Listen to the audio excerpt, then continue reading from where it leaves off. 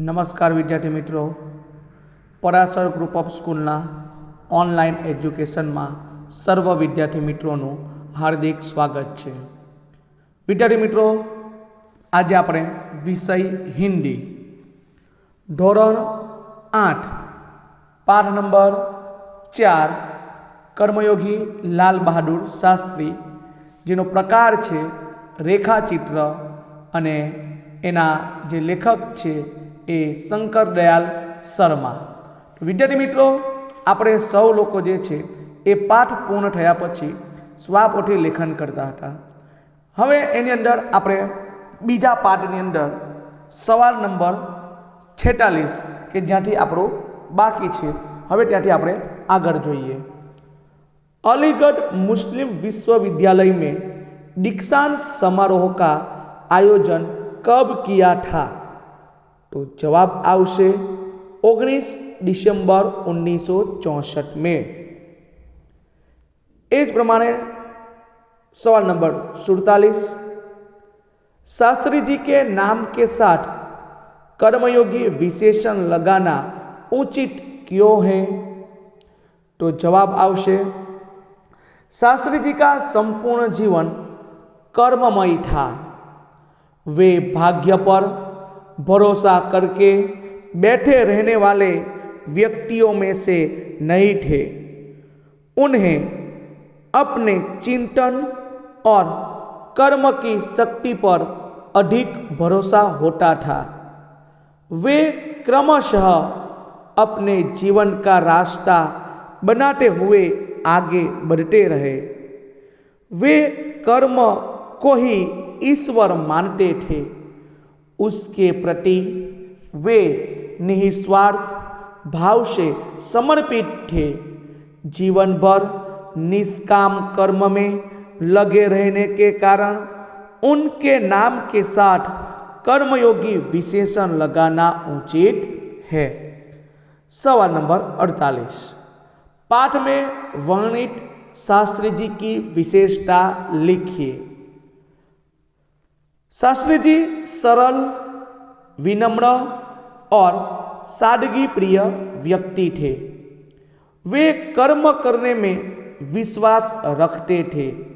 वे कर्म को ही ईश्वर मानते थे। अपने कार्य के प्रति वे सदा संपूर्ण समर्पित रहते थे। प्रधानमंत्री जैसे पद पर पहुंचने के बाद भी वे स्वयं को कभी शासक न मानकर हमेशा जनता का सेवक ही मानते थे। वे विशिष्ट होकर भी जीवन भर सामान्य बने रहे। सवाल नंबर 49, निम्नलिखित परिच्छेद का मातृभाषा में अनुवाद कीजिए। कलकत्ता में हमारा घर एक शांत जगह पर है। कोलकाता में अमारू घर एक शांत जगह पर छे। हमारे बगीचे की दीवार के उस तरफ एक संकरी सड़क है। अमारा बगीचा ने दीवार ने पहली बाजू एक सांकड़ी सड़क छे। यह संकरी सड़क वन प्रांत पर जाकर खत्म होती है। आ सांकड़ी सड़क वन प्रांत એટલે કે प्रदेश पर जईने पूरी थाय छे। इस सड़क के दोनों ओर मकान है और अधिक यातायात न होने से यह बहुत ही शांत रहती है।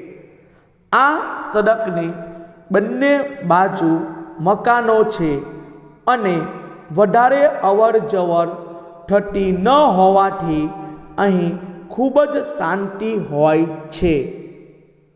सारे दिन इसके आसपास गिलहरियां एक दूसरे का पीछा करती है। आखो दिवस तेनी आजूबाजू खिसकोलीओ एक बीजा पाछळ दौड़ा-दौड़ करे छे। हमारे आसपास के पेड़ों पर अनेक प्रकार के पक्षी दिखाई पड़ते हैं। અમારી આજુબાજુના ઝાડ પર અનેક પ્રકારના પક્ષીઓ દેખાય છે। सारा दिन हवा में पक्षियों का संगीत तेरता रहता है અને આખો દિવસ હવામાં પક્ષીઓનું સંગીત જે છે એ રેલાય છે। આ પ્રમાણે આપણે 49મા સવાલનો ગુજરાતીમાં અનુવાદ જે છે એ સ્વાપોથીમાં લખવાનો છે। ए प्रमाणे सवाल नंबर 50, परिच्छेद में रेखांकित शब्द के अर्थ शब्दकोश में से ढूंढकर लिखिए और उसके शब्दकोश में क्रम के अपनी नोटबुक में लिखिए। यानी आपने नीचे आपेल पेरेग्राफ जे छे एमां आपणे शब्दो जे छे ए લીટી करेल शब्द जेवा के रीड, अमित, आधारशिला, पल्लवित, सौरभ और सभ्य एनो अर्थ लखवानो छे। तो रीड, रीड एटले के मेरुदंड, अमित एटले के अटल, आधारशिला एटले नींव, खाद एटले जमीन की उर्वरता बढ़ाने वाला पदार्थ, पल्लवित एटले विकसित, सौरभ एटले सुवास અને સભ્ય એટલે વિશિષ્ટ। હવે આ શબ્દ જે છે એને આપણે શબ્દકોશમાં લખવાના છે। પહેલું શું આવશે?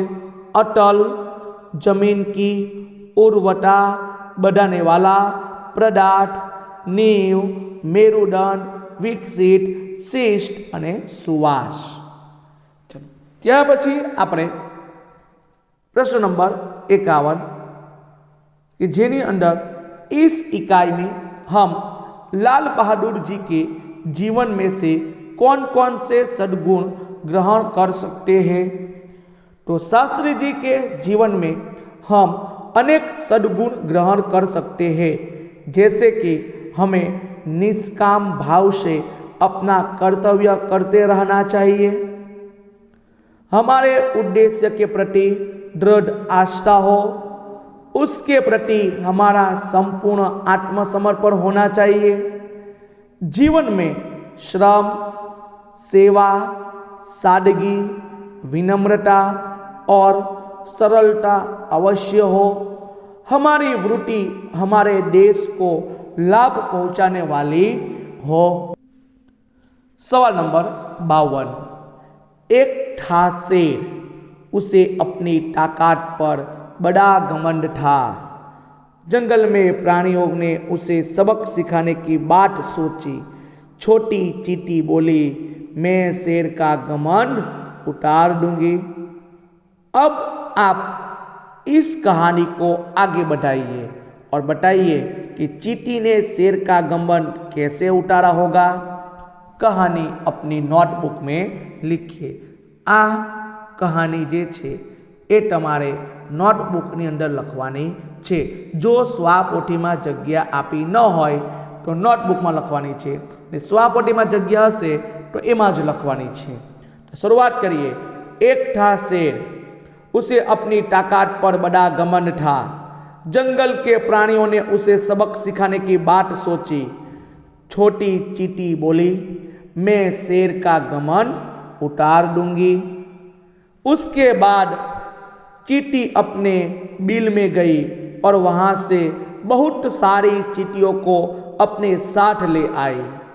शेर जहाँ सो रहा था वहाँ जाकर सभी चींटियाँ शेर के शरीर पर चढ़ गई। वे उसके अंगों को बुरी तरह काटने लगी। कुछ चींटियाँ उसके कान और नाक में घुस गई। शेर उन्हें अपने पंजों से मारने की कोशिश करने लगा, तब वे उसके बालों में छिप जाती थी। थोड़े ही समय में शेर आकुल व्याकुल हो उठा। तभी उस एक चींटी ने शेर से कहा, क्यों वनराज, इन छोटी छोटी चींटियों से परेशान हो गए? आपको यह शोभा नहीं देता। आप तो बड़े ही ताकत वाले हैं ना, अपनी ताकत पर बहुत घमंड है ना। कहाँ गया तुम्हारा गमन? शेर ने क्षमा मांगते हुए कहा, चींटी बहन मुझे माफ कर दो, मैंने तुमसे हार मान ली है। अब मैं सब कभी अपनी ताकत पर गमन नहीं करूँगा। मैं शेर हूँ तो तुम सब सवा शेर हो। इस तरह चींटियों ने घमंडी शेर का गमन उतारा। जंगल में सभी प्राणियों ने चींटियों की चतुराई और बहादुरी की प्रशंसा की। एक प्रमाणे सवाल नंबर 53, शब्द समूह के लिए एक शब्द लिखिए। पहलो, बिना फल की उपेक्षा, तो जवाब आवशे निष्काम। भीतर रहा हुआ, तो जवाब आवशे निहित। विश्वविद्यालयों का प्रमाण पत्र देने का उत्सव, नाम छे दीक्षांत अथवा समारोह। चौथું છે જડમૂળ से नष्ट करना, यानी एना माटेनो शब्द समूह माटे एक शब्द आवशे उन्मूलन। ए प्रमाणे सवाल नंबर 54, समानार्थी शब्द लिखिए। पहलू समर्पण, तो समर्पण एटले के अर्पित होना या सौंपना। बीजू समन्वय, तो जवाब आवशे संयोग। आस्था, तो विश्राम अथवा तो श्रद्धा। चौथो आह्वान, तो ललकार चुनौती। दक्षता, तो निपुणता। तरजीह, प्राधान्य अग्रिमता। सवाल नंबर 55, विरोधी शब्द लिखिए। सफलता, तो निष्फलता। सामान्य, तो विशेष। आशा, तो निराशा। देश, तो विदेश। जीवन, तो मृत्यु। प्रारंभ, तो अंत। आजादी, तो गुलामी। निकट, तो दूर। निर्वाचित, तो अनिर्वाचित। सेवक, तो मालिक। सवाल नंबर 56,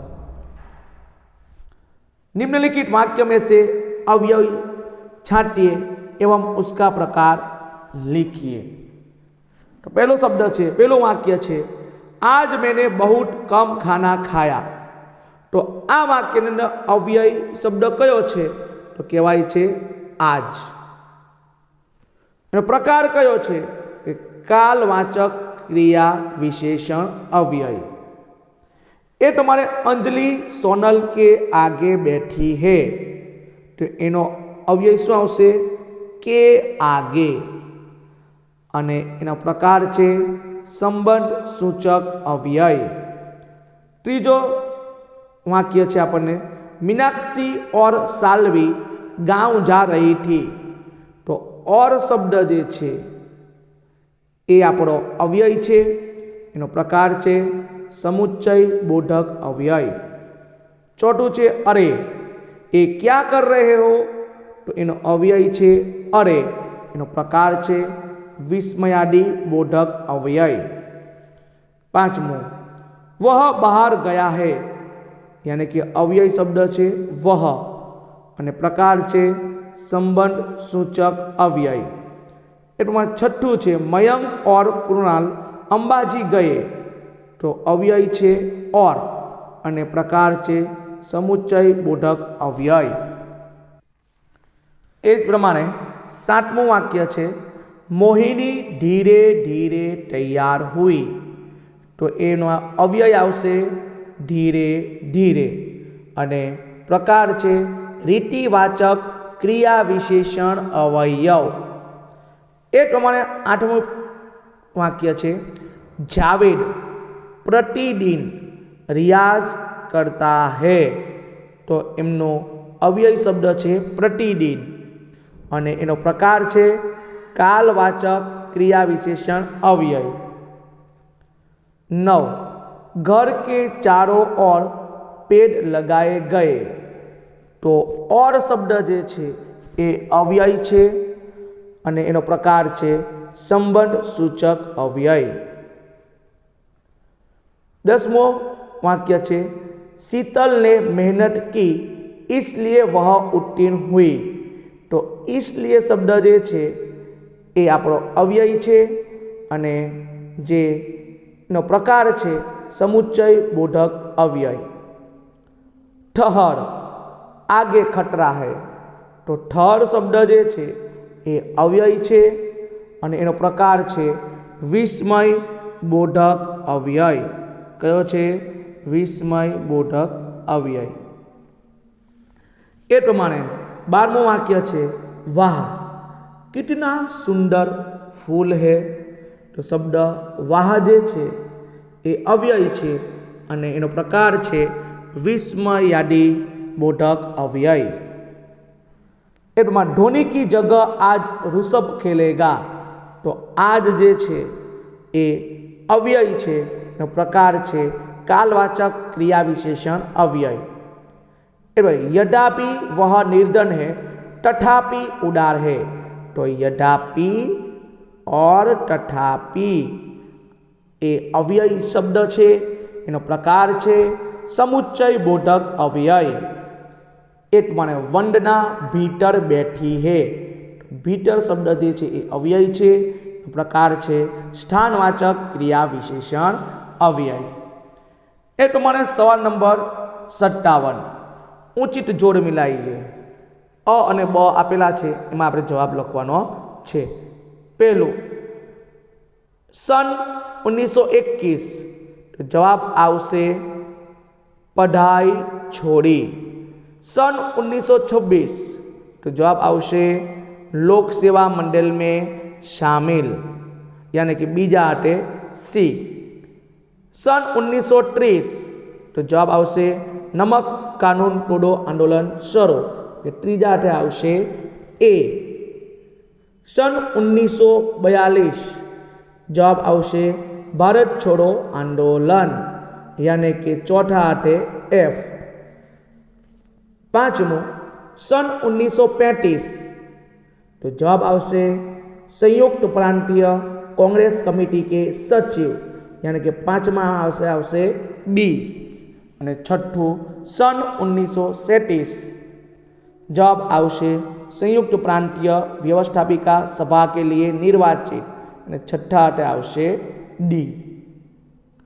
हवे ए ज प्रमाणे विद्यार्थी मित्रों स्वावटी पूर्ण थया पछी आपणे नोटबुकनी अंदर एक निबंध लखवानो छे अने ए निबंध आ पाठने अनुकूलन प्रमाणे छे।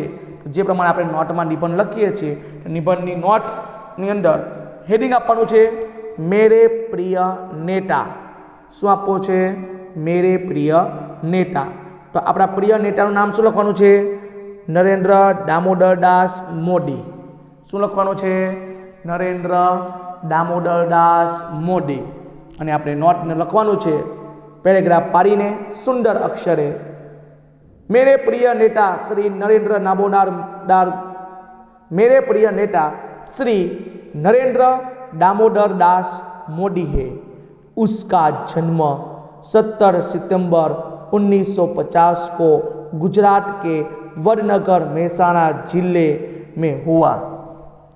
उनके पिताजी का नाम दामोदर दास तथा माताजी का नाम हीरा बहन है। नरेंद्र मोदी को बचपन से पढ़ने का बहुत शौक था और वे बहुत ही अच्छे वक्ता थे। श्री नरेंद्र मोदी सन 2001 में गुजरात के मुख्यमंत्री बने और उसके बाद वह कभी नहीं हारे। गुजरात में उन्होंने जिस प्रकार से विकास किया वह पूरे देश के लिए एक प्रेरणा है। 2014 भारतीय जनता पार्टी ने लोकसभा का चुनाव श्री नरेंद्र मोदी के नेतृत्व में लड़ा था तथा भारतीय जनता पार्टी को भारी बहुमति मिली और श्री नरेंद्र मोदी को देश का प्रधानमंत्री बनाया गया। 26 मई 2014 को श्री नरेंद्र मोदी भारत के 15वें प्रधानमंत्री बने। श्री नरेंद्र मोदी के नेतृत्व में बनी सरकार की ये योजना है प्रधानमंत्री जन धन योजना, स्वच्छ भारत अभियान, प्रधानमंत्री उज्ज्वला योजना, कृषि सिंचाई योजना इत्यादि बहुत ही योजनाएं कार्यान्वित किया गया है। श्री नरेंद्र मोदी ने निर्णय लेने की लाजवाब क्षमता है, जैसे कि नोटबंदी, जीएसटी लागू करना और सर्जिकल स्ट्राइक इनमें मुख्य रूप में शामिल है। श्री नरेंद्र मोदी केवल 6 घंटे सोते हैं और बाकी घंटों में राष्ट्र के लिए दिन रात काम कर रहे हैं। मुझे उम्मीद है कि मोदी जी हिंदुस्तान को ऊंचाई के शिखर की ओर ले जाएंगे। आटली वस्तु આપણે નોટમાં લખવાની છે અને બાકીની વસ્તુ જે છે એ સ્વાપોટીમાં લખવાની છે અને આ પ્રમાણે આપણી સ્વાપોટી જે છે એ કમ્પ્લીટ કરવાની છે। અસ્તુ।